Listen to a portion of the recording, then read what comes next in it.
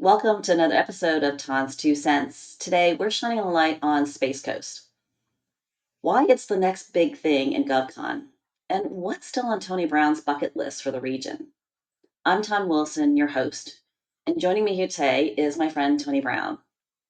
This guy is deep in the Space Force world in Florida, and he's been that way for the last few years. Tony, welcome to our show today and say hello to our intellectual listeners and tell them a little bit about yourself. Hello, intellectual listeners. And Tom, thank you so much for having me as a guest on this show.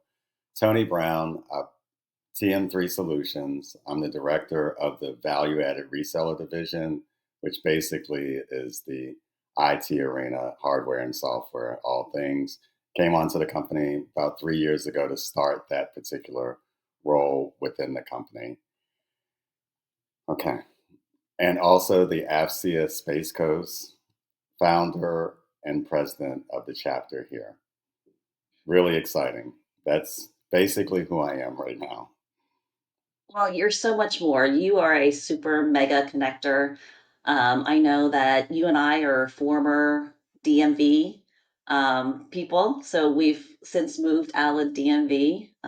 You before COVID or during COVID, me afterwards and stuff. And, I think we're here to prove that there is life outside the DMV and there's life and government contracting that goes on outside there.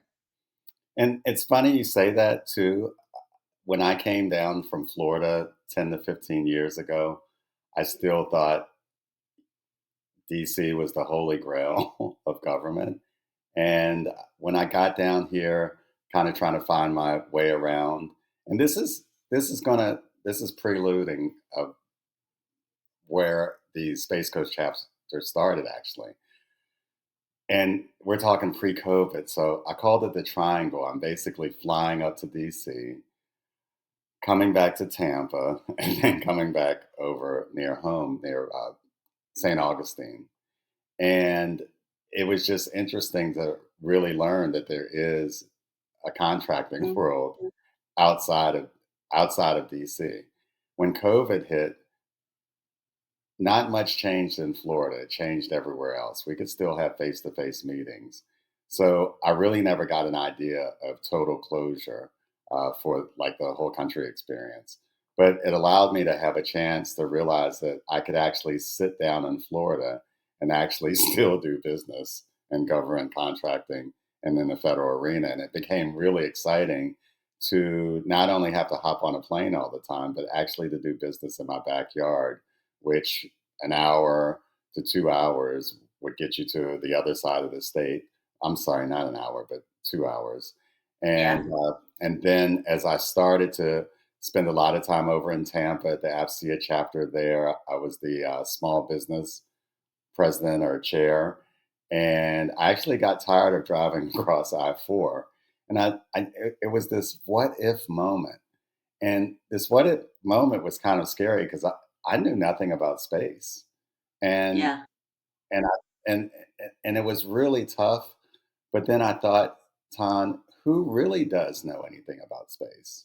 I mean, we've only been exploring space for the last 70 years, and it is one of the most infinite ecosystems. It is the most infinite ecosystem in our whole environment. So we're very novice about what we know about space. So I figured I'd go along for the ride. Yeah, no, exactly. And I remember when your chapter started and we were talking about it before it even became a chapter. So I love that I was just recently down there and was able to kind of witness the incredible community that you've built. So seeing it firsthand was really kind of rewarding a couple weeks ago. So Yeah, kudos to you. yeah, and Ton, it was really exciting to see you down here, and it was really a very surreal moment because our chapter had just had its 1 year anniversary, Yeah. and and retired General Susan Lawrence came down, and we decided that we weren't even going to have a topic. We were just going to celebrate the anniversary, which was really just extremely exciting.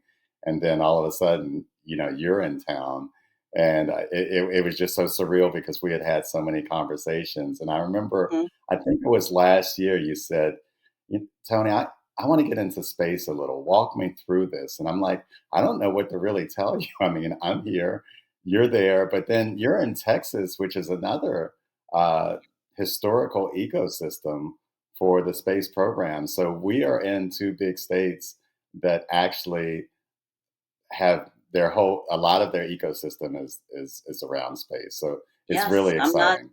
I'm not that far from Johnson Space, so um, this is going to be a really fun discussion here because I'm going to learn so much, and so will our intellectuals here today. But before we get all serious and whatnot, let's I want to ask you a fun question here. If you could pick three people, dead or alive, to take into space with you on the shuttle, who would they be and why?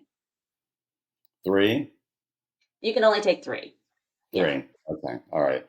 I'm an F1 fan, and I have my Space Force shirt on. And you don't know where I'm going with this, by the way. No. But I have my Ferrari red Space Force shirt on. Okay. I would like to take Lewis Hamilton with me, Sir Lewis Hamilton. Okay. Okay. And who is he and why? He's a 7-time F1 Grand Prix champion. He's tied for first with Michael Schumacher. And I think everyone knows I love fast cars. I love Yes, you do. racing. And I've always wanted to just sit and talk to this guy and pick his brain. So, and I Well, think there he's you go. really cool. So, Lewis So that's your Hamilton, first person. The right. second person? Let's not take it in order. I'm just saying who it would be. Okay. Okay. All That's right. one So, person. I'm thinking Neil Armstrong.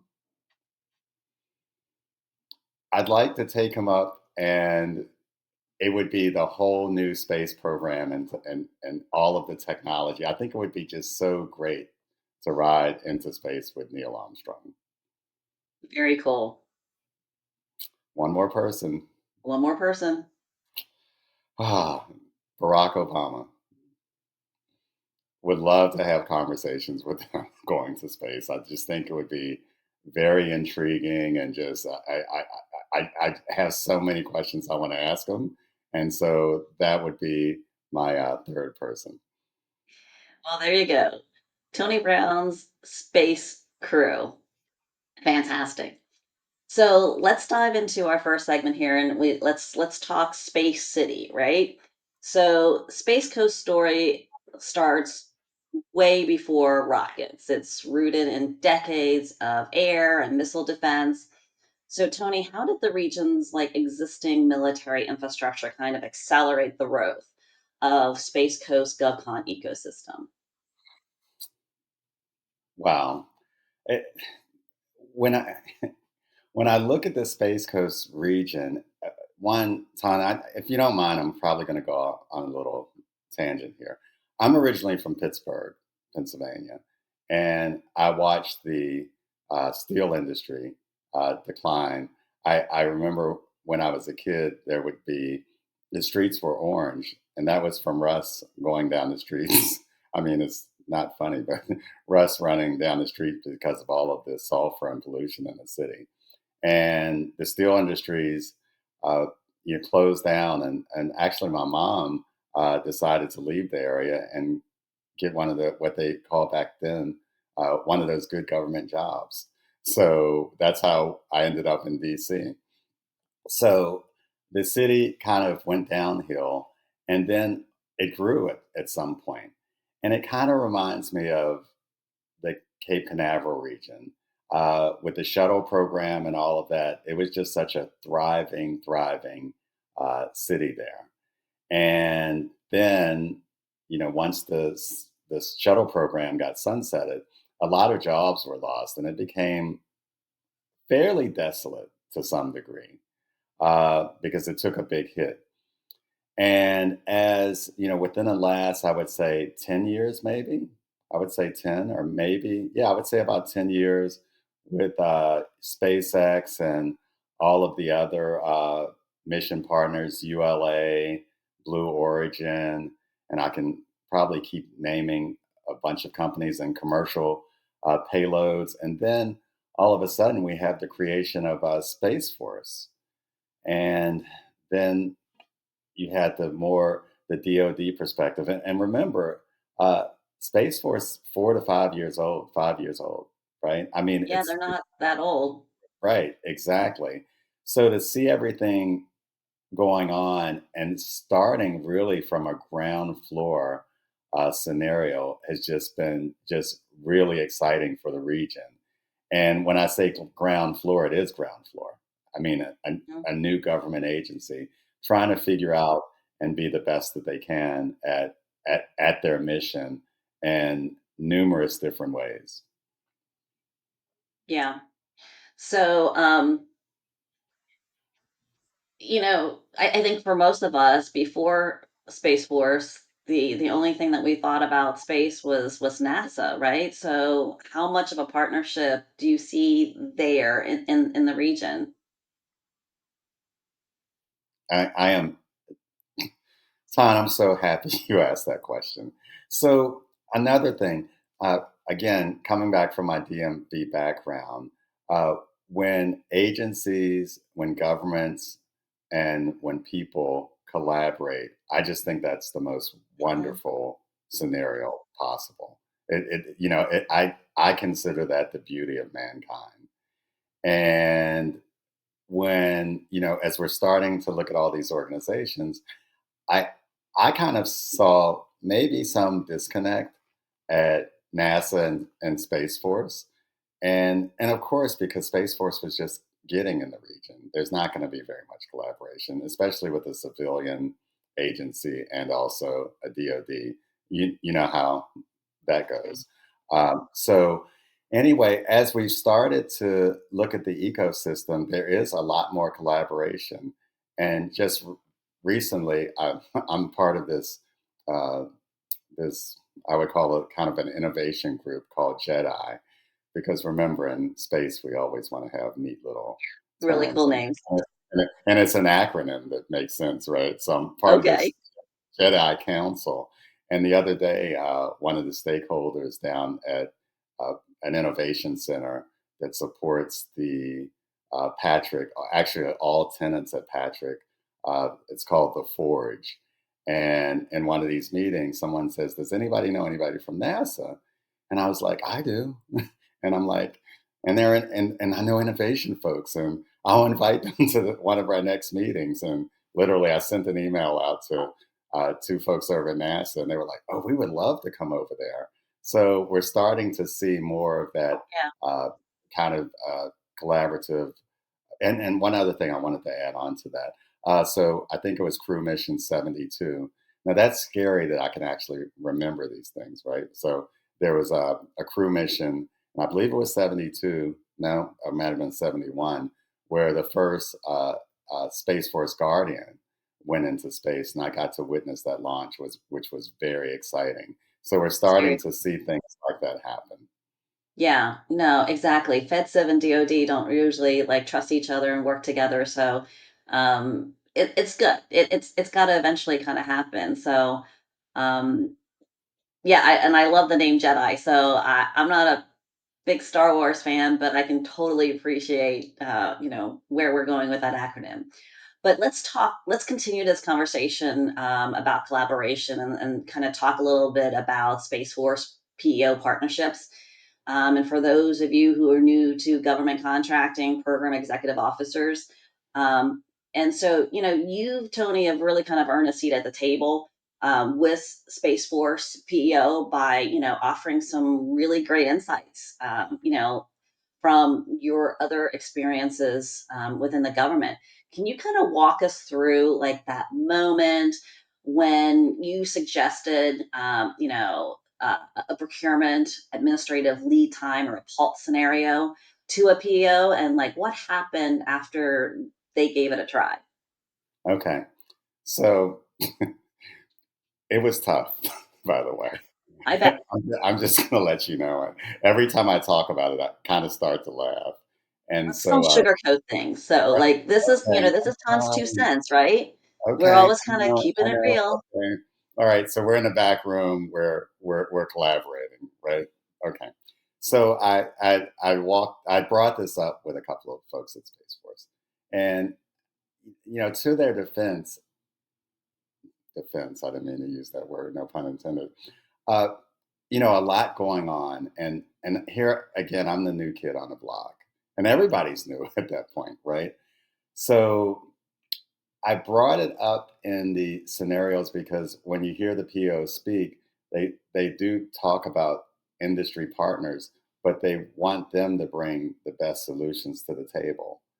And I kind of said, well, that's all well and great, but you got to let them know what you need. And then it was like, well, how do we facilitate that? And and all these moments are months. I'll get back with you. Let me think it over. Let's kind of go back and forth on this. And then I looked at the PALT that over at the Tech Grove over in Orlando with ACC Contracting Orlando. That's what they call it, ACC Contracting. Like all the PEO, STRI, all the simulation community, right? And they have PALTs maybe 9 times a year, okay? And the ecosystem and the way industry attends these shows, and also to see the PEOs have all of their, whether they're contracting officers or whoever, presenting, it's just become this very rich ecosystem down here where industry's coming back to best in class solutions with the simulation community. And I said, wow, why don't we do this for space? And so we initiated it, and we last year there's a show called Space Com and Space Congress, and I made the suggestion that why don't we start an inaugural PALT for NASA and for Space Force, all on separate days, and you ton like think big, go big or go home, right? Like, Now, now look, we're DMV, and then look where we end up in. We end up in two of the largest states in in the U.S., right? And so exactly. you're just like, hey, you put it out there, and it started to grow legs. And when it started to grow legs, I'm like, how do we do this then, right? You put the idea out there, and then there starts to be interest, and then you're like, oh wow, so you have that aha moment. But then when you get to the aha moment, and I know you very well, you got to show, you got to step up to the plate and get things done. So we ended up having two events. They were very well received. um, didn't have as much attendees as we wanted to, but the press that it got afterward, Yeah.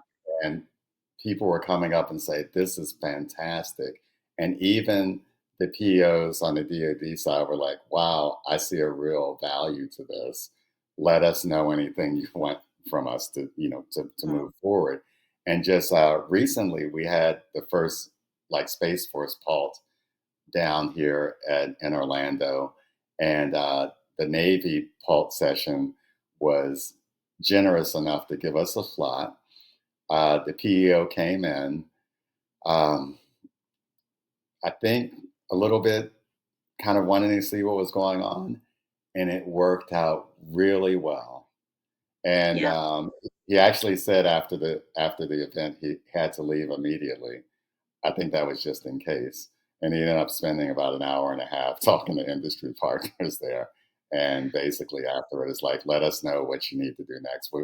We can keep this going.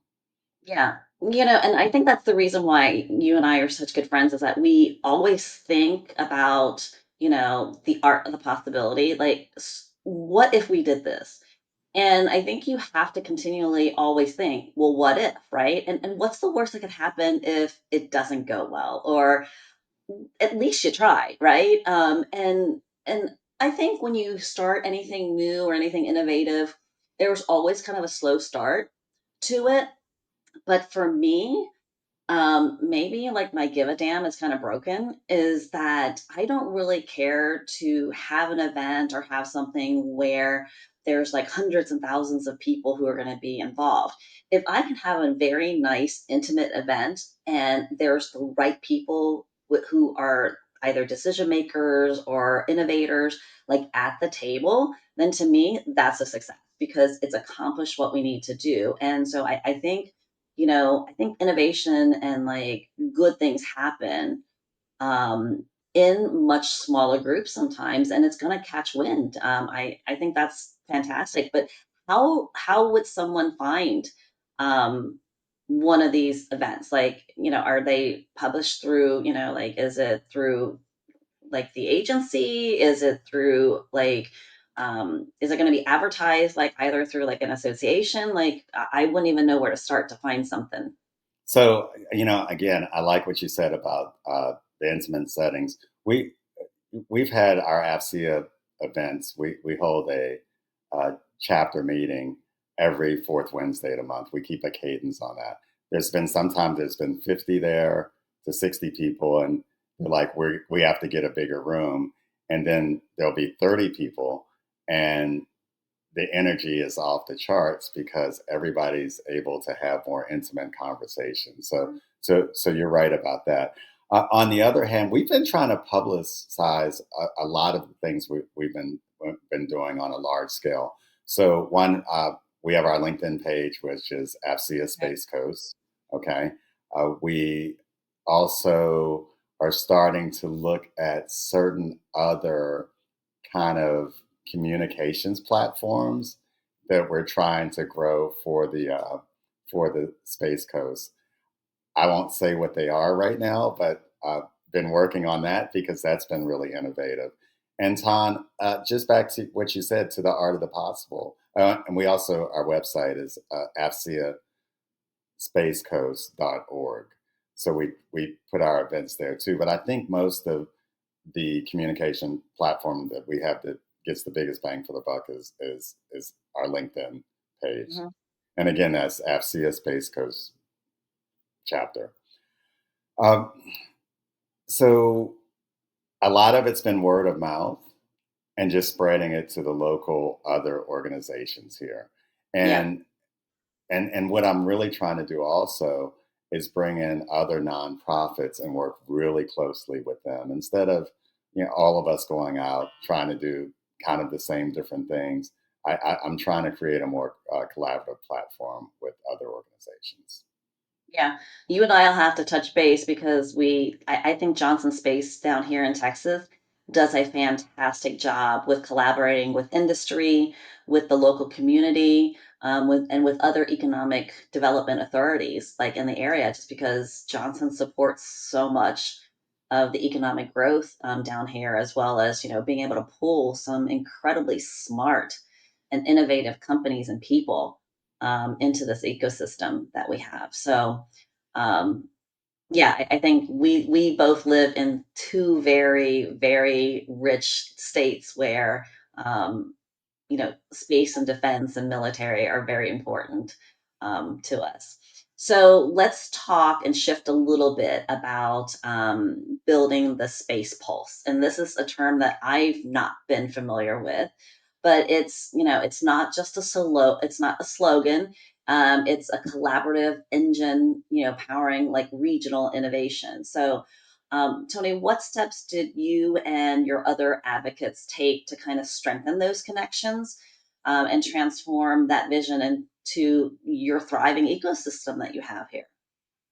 Okay, so PALTs are procurement acquisition lead times, right? So again, I love our Govy ecosystems acronyms, and now we've got them on NASA, we've got them on DoD. They're all different, and you have industry, right? So the PALT sessions that were held out of ACC Contracting Orlando, I mean, I think it was probably the best ecosystem that I had seen for these kind of scenarios. And then you have what they call long range acquisition forecasting, which is kind of all wrapped up in they're kind of the same. So it's basically just the POs speaking or the letting industry know what they're looking for. It could be 4 years out, 5 years out. They can talk about current, acquisitions that are getting ready to come out. But it's basically that communication and just going back with one of my favorite words, collaboration, in real time at these events, and they'll answer questions as long as it's not an active procurement. But just that collaboration where uh, everyone can understand and be on one page about what the future requirements are to support our warfighters. Yeah. I get complaints so much by other businesses in that they can't, like, they don't know who to talk to. They can't talk to people. And I think a lot of times in other and I'm hoping that um the space community can lead the charge and have other parts of GovCon kind of follow this lead is instead of like talking, like at each other, we're actually talking like with each other that, like the other side's not the enemy, right? Like industry sometimes thinks that the government are idiots. The government seems to think that they know everything and that, they kind of pull this, like we're in power, we're in charge kind of, like card. And it's like, well, you get crappy program support and contracting when you don't have clear requirements mapped out. And sometimes, they're like, I think the government struggles with requirements because they don't ask the questions. I think if you just ask the question, industry is more than happy to educate you a little bit more on is this something that you need or is this something that you want, right? Because needs and wants don't always align. And sometimes we mistaken them for the other and use them interchangeably, and they're two very different things. Okay, so and yeah, and I want to add on to that. So when I was trying to sell the concept of the pulp, right?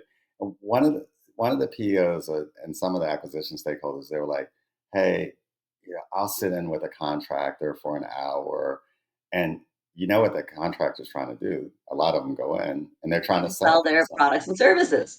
I mean, come on, like that's not. Don't waste their time, Right. okay? Right. Don't waste their time, right?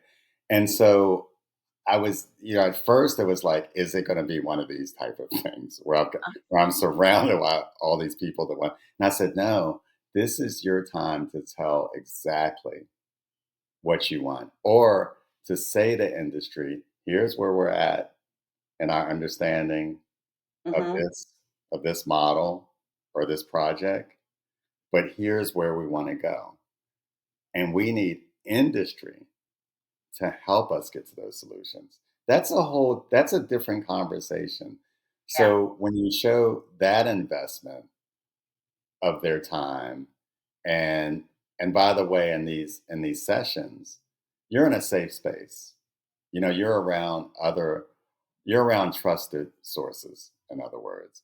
So I think that folks in that, and actually this is kind of written in the FAR. These sessions are government, they're supposed to do this.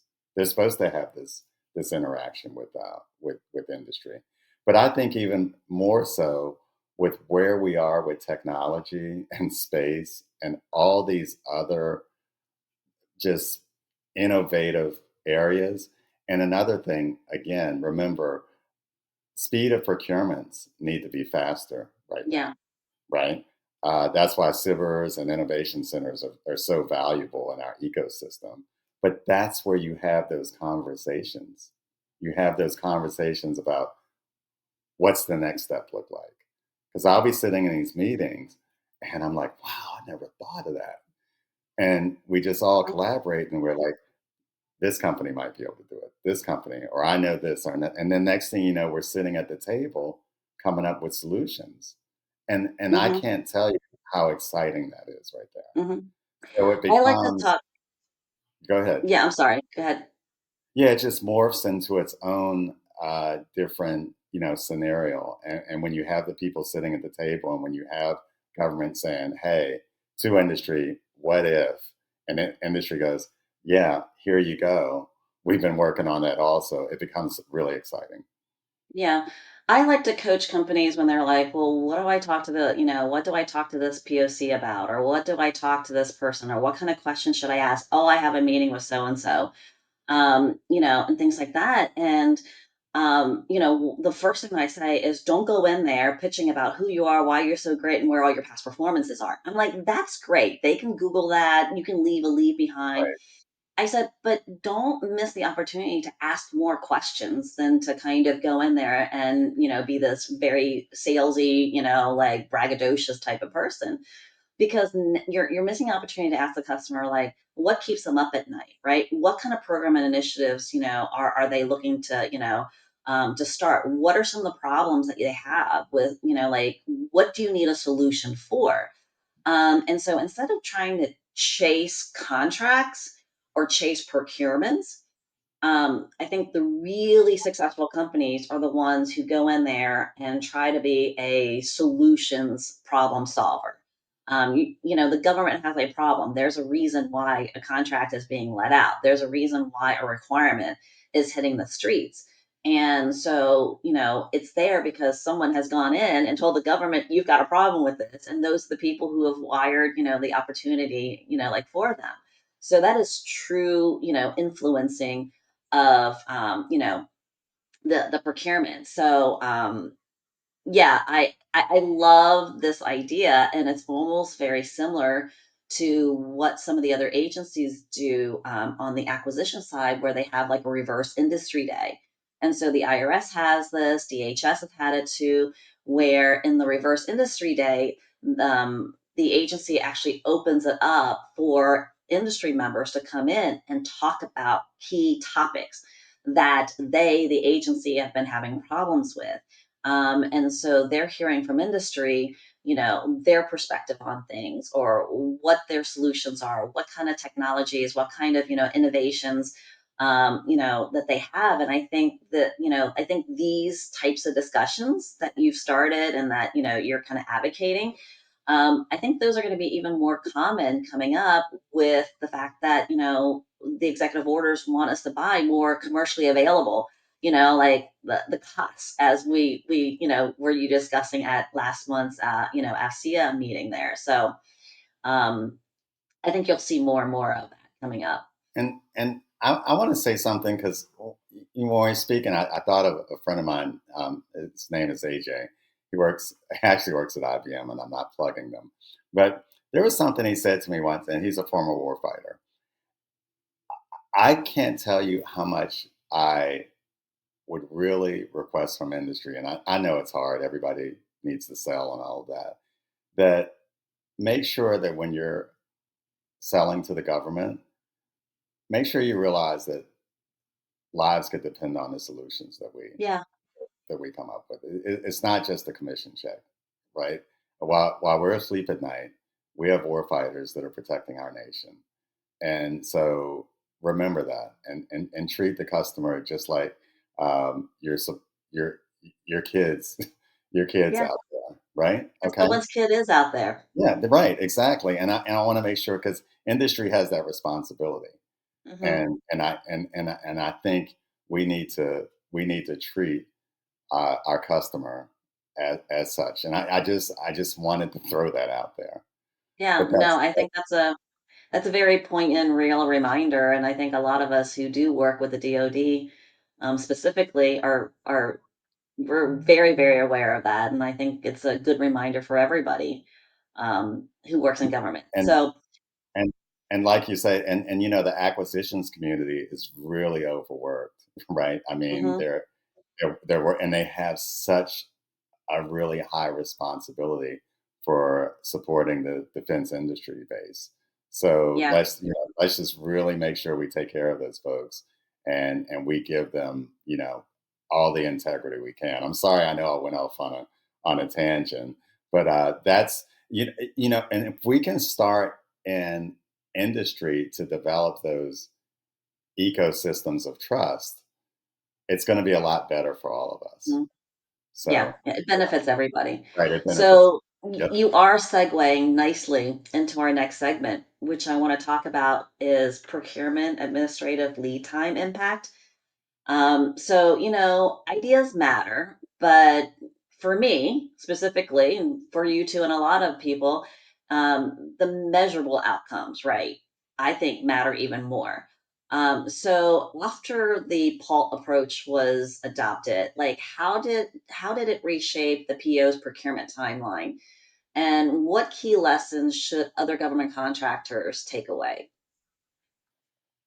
Okay, so what you want to in a pulse scenario, you want to Okay. create.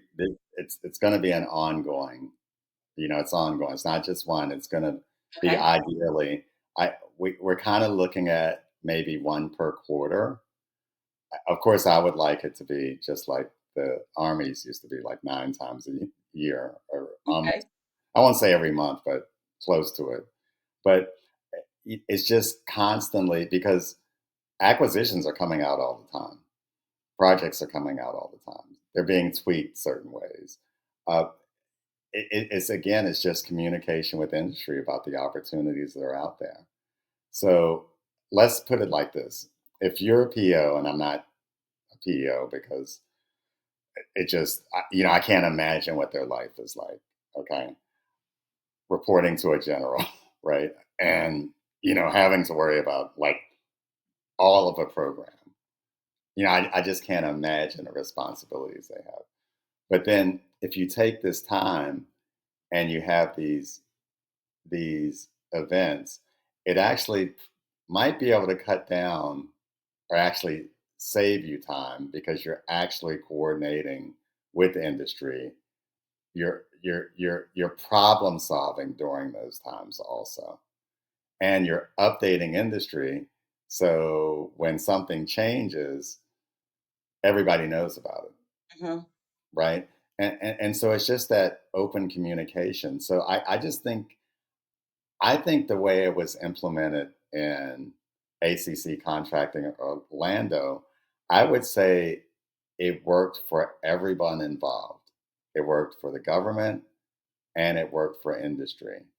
And and now that ACC contracting might be moving, you can see this kind of like, oh, what's going to be next, right?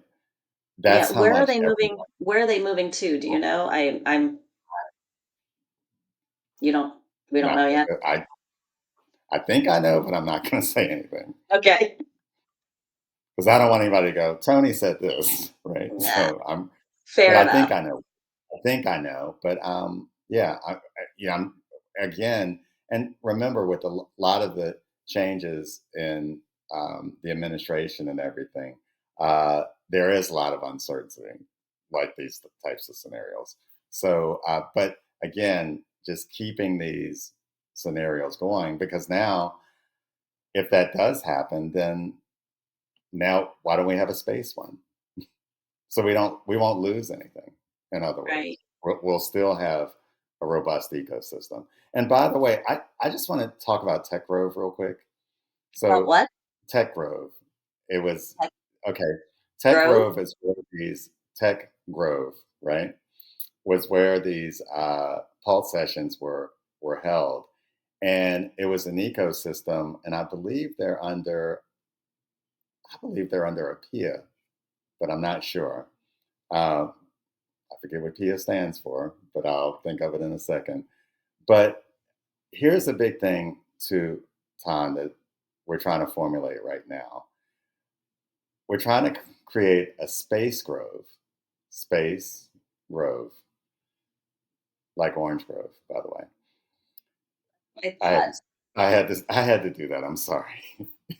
um, so, so Tech Grove that supported the simulation community was an ecosystem that had uh, UCF, Okay. University of Central Florida, the DoD components like NOC, TSD, I believe ACC contracting, Orlando, which was Army.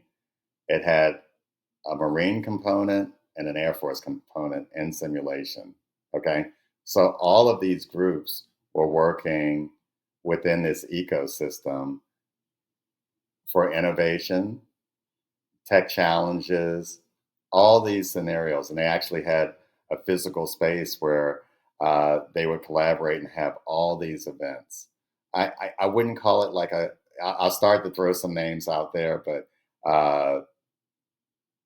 Softworks, kind of the Doolittle Institute, Yeah. uh, Capital Factory ish, right?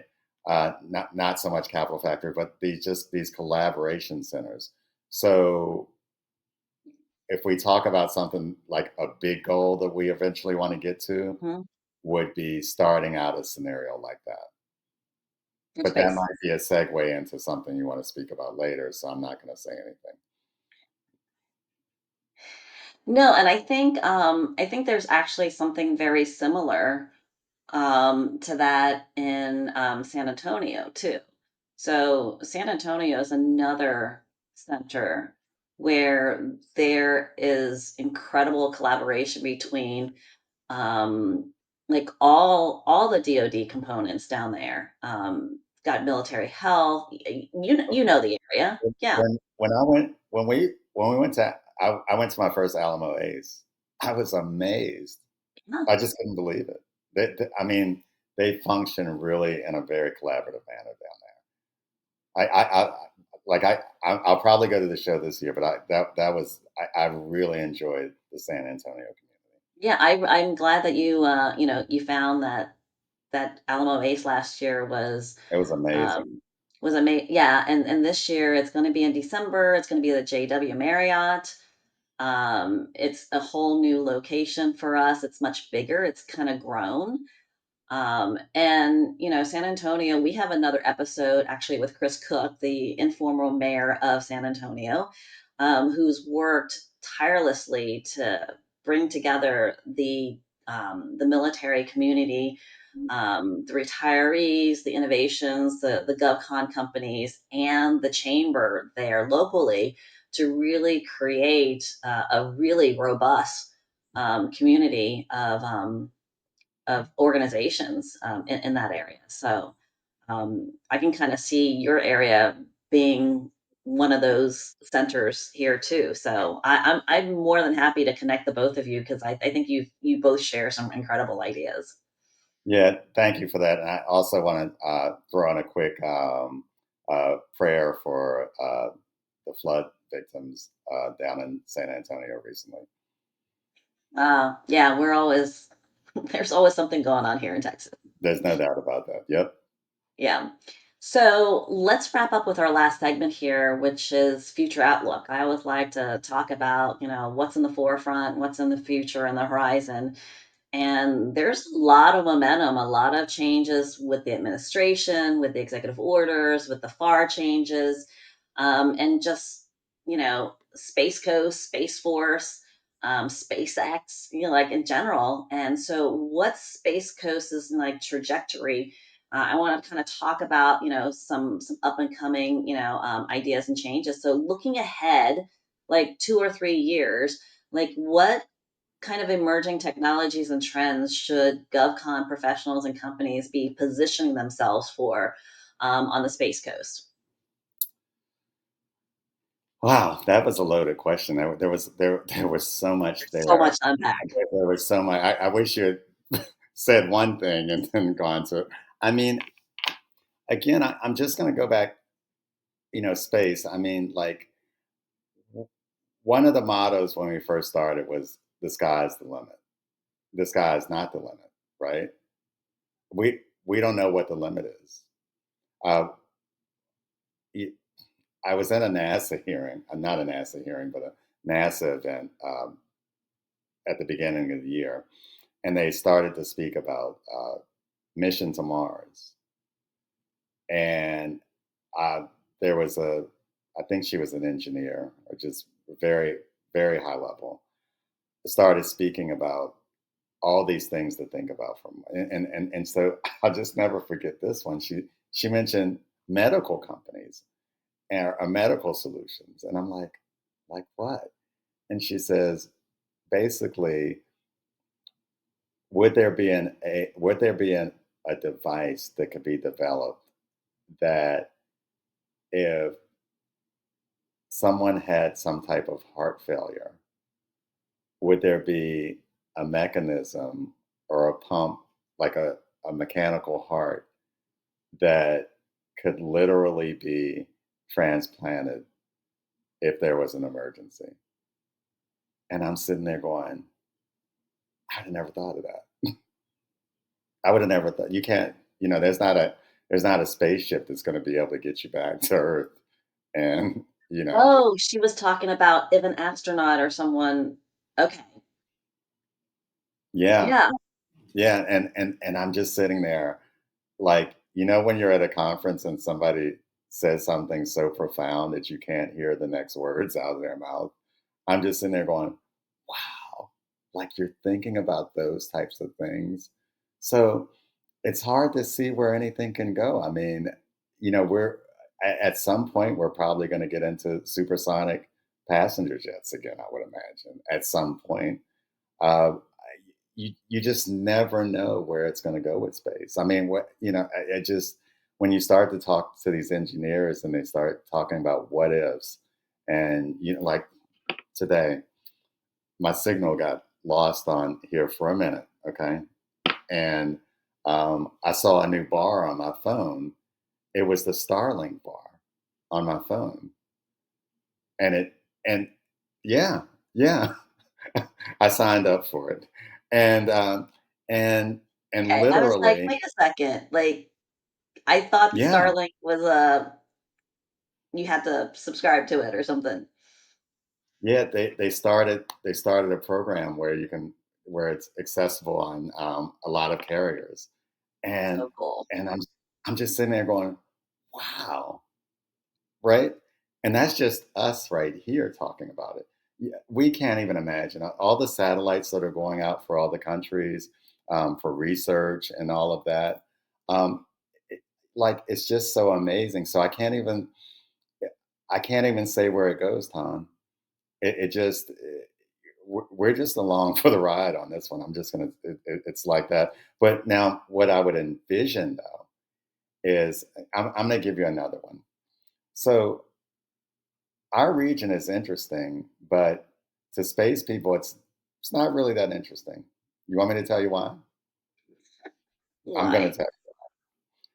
We're like the last 8 to 10 seconds of a project.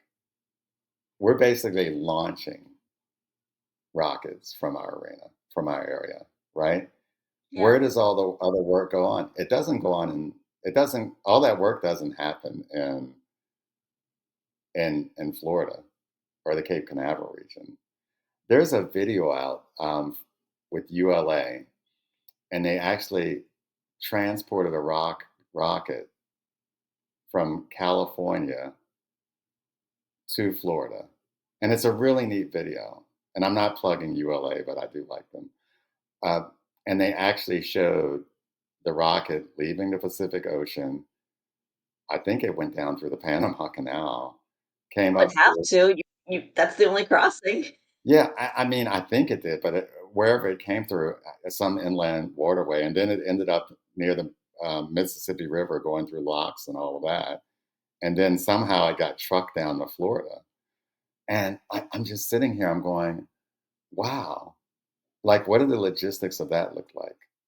But you have all of these support mechanisms for our launch area, and by the way, I think we did a bit over 100 launches last year. This Wow. year, yeah, they're just going to keep going up. So we have to, in our region, we have to be ready for more launch pads and launch supports, which we're focusing on. But I would like, since we're doing so many launches, I'd really like to see this area become a larger ecosystem Mhm. to support space. That's where I really and then through my AFCEA role and just in general, I'd really like to bring in more international partners and more and other organizations to start to build out this hub where we can really do some magical things. Yeah. Well, again, you and I are going to have to talk again offline about a couple of things because with all of that, you need to consider, um, you know, some very geographically dispersed supply chain, and then also energy too, like the energy grid, the energy support, the transformers, the all of that. That's so critical to support anything that you're going to need to support the Space Coast mission there. So a lot of different industries getting involved in this. So we need to kind of wrap up here today's episode on Space Coast Spotlight, and this conversation has been all over the board. But I think a couple of things that we can definitely agree on is that there's wonderful collaboration taking place here between defense, NASA, space, even other offensive type of organizations. And I think that's going to kind of continue to move forward. And then, engage early with the PEOs.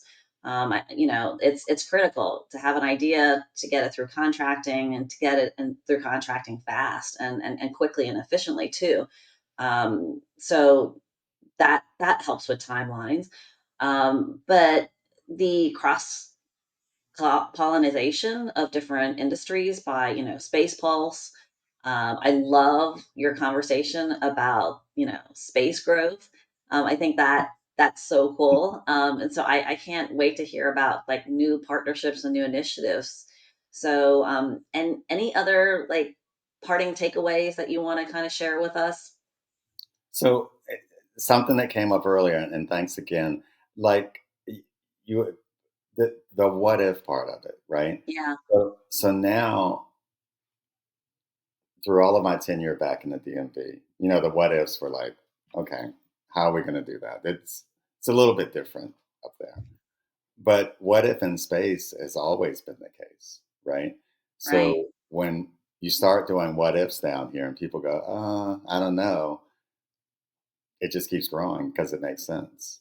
This is a community that's always been asking that. So I'm just so happy to be a part of an ecosystem when I wake up in the morning and I have that Einstein moment when I'm asleep Yeah. and I call somebody and go, what about this? And they go, Hmm. wow, how are we going to do it? And I'm like, we'll figure it out. And Right. then all of a sudden it starts to happen. So that's just what's so exciting about this region, and so excited about working in the space programs. Yeah, I'm excited for you. And I'm excited to kind of hear what's coming up. So, this actually concludes our episode here today on Space Coast Ecosystems with Tony Brown. And make sure that you subscribe to Tons Two Cents and join us every week on every Wednesday for more unfiltered GovCon discussions. Tony, thanks for sharing your vision with us, and you're always welcome to come back. Semper Supra. There you go. I can't I can't top that. So thanks again, intellectuals, for listening. And remember, you have to think big to win big, be an intellectual. And until next time, keep pushing the boundaries of possibilities.